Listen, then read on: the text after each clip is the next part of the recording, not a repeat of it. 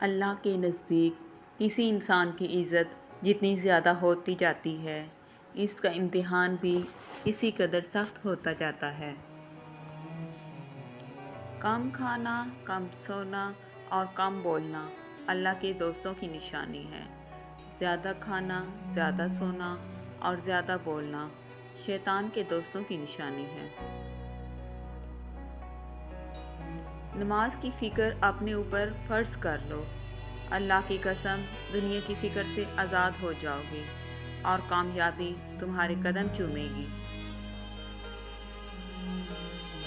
شہد کے سوا ہر میٹھی چیز میں زہر ہے اور زہر کے سوا ہر کڑوی چیز میں شفا ہے۔ سب سے بڑا عیب یہ ہے کہ تم کسی پر وہ عیب لگاؤ جو خود تم میں موجود ہے۔